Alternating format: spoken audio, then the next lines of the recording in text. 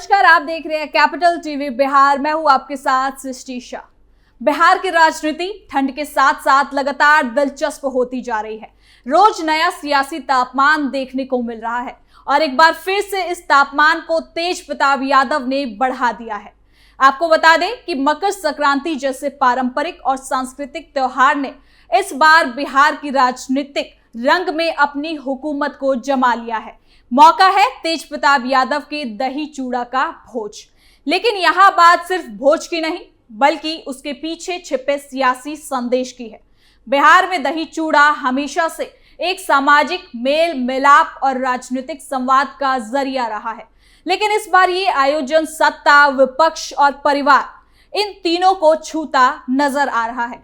खास बात यह है कि ये सियासी हलचल ऐसे समय में देखने को मिल रही है जब तेज प्रताप यादव परिवार और पार्टी से बाहर होकर अपनी अलग राजनीतिक पहचान गढ़ने में जुटे हुए हैं और इसमें उन्होंने हर किसी को आमंत्रित किया है।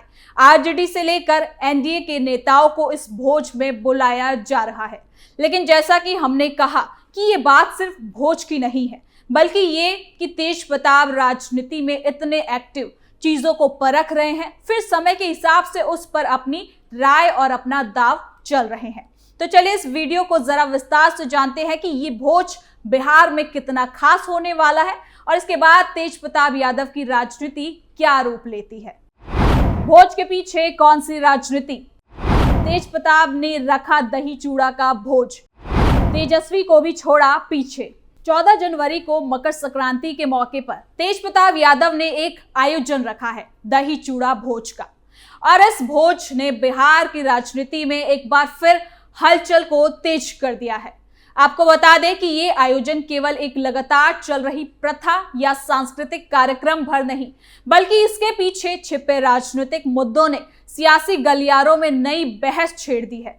खास बात यह है कि ये कार्यक्रम ऐसे समय में हो रहा है जब तेज प्रताप यादव राष्ट्रीय जनता दल और अपने परिवार से अलग हो चुके हैं और अपनी एक अलग स्वतंत्र राजनीतिक पहचान गढ़ने में पूरे तरीके से एक्टिव नजर आ रहे हैं।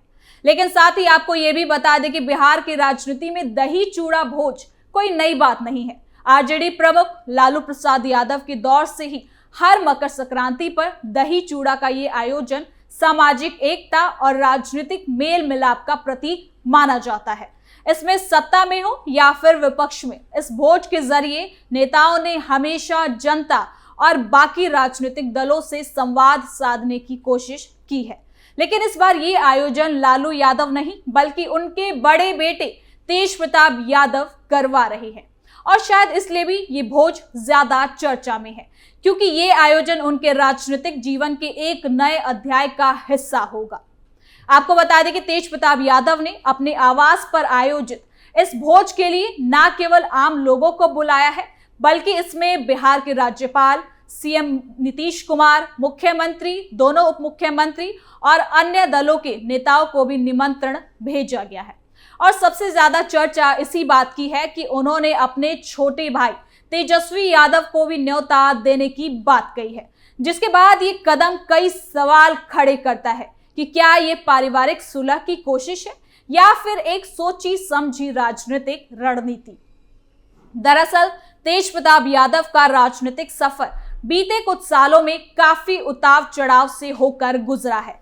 पार्टी और परिवार से बाहर किए जाने के बाद कई लोगों ने ये माना था कि उनका राजनीतिक करियर लगभग अब खत्म हो जाएगा, लेकिन हकीकत बिल्कुल उल्टी नजर आई। एक फिल्मी हीरो की तरह उनकी एंट्री हुई, ना केवल जनता और बाकी राजनीतिक दलों को चौंका दिया, बल्कि खुद लालू प्रसाद यादव भी चौंक गए।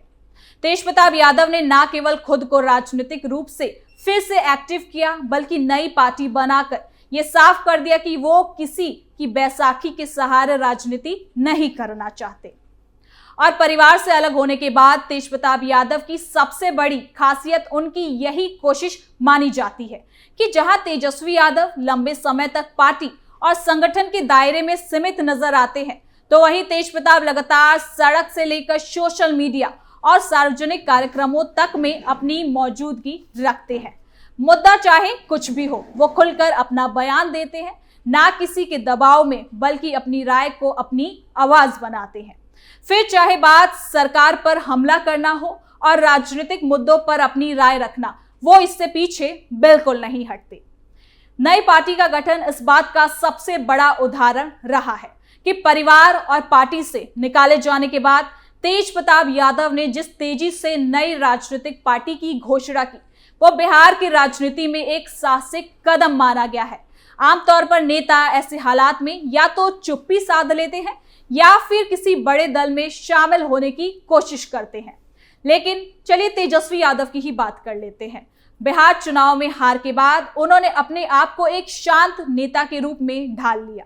ना सोशल मीडिया पर एक्टिव, ना जमीनी स्तर पर, यहां तक कि वो विधानसभा छोड़कर विदेश के दौरे पर चले गए। लेकिन तेज प्रताप ने अलग रास्ता चुना और खुद को एक स्वतंत्र राजनीतिक ताकत के रूप में पेश किया है।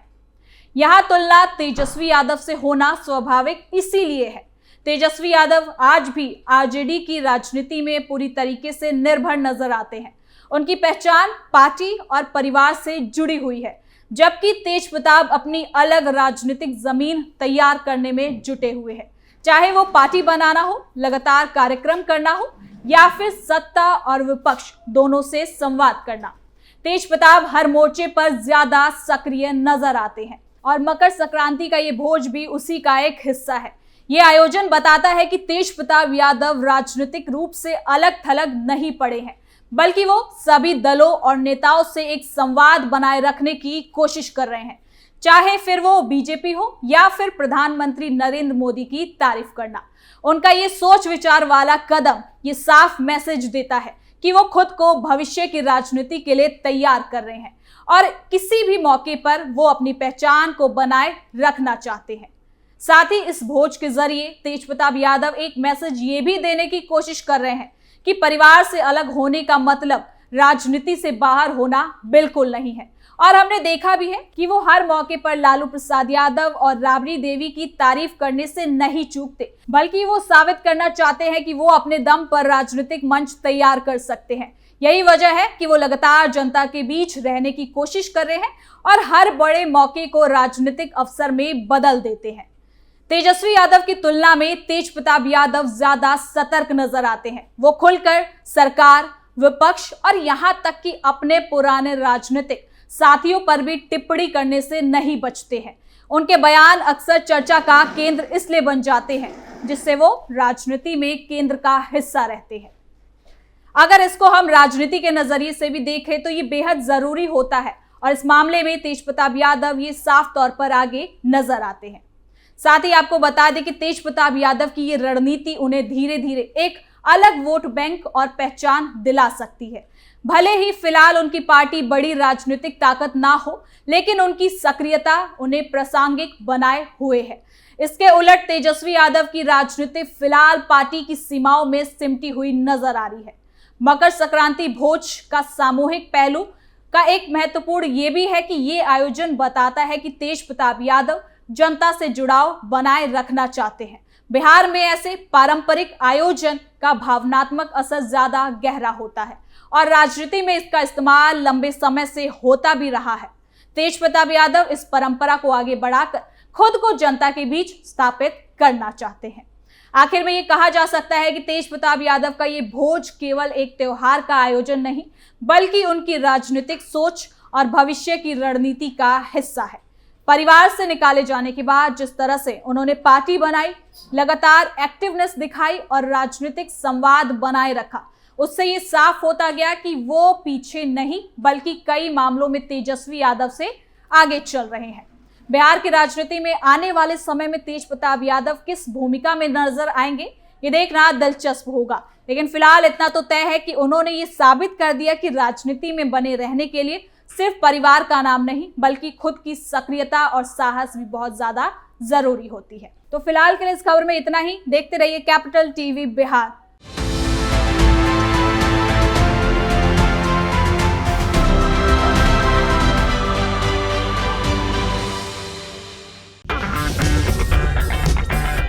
अगर आपको हमारा वीडियो पसंद आया हो तो इसे लाइक करें, हमारे चैनल को सब्सक्राइब करें और हाँ, बेल आइकन दबाना ना भूलें ताकि आप तक हमारे वीडियो की नोटिफिकेशन पहुंचती रहे।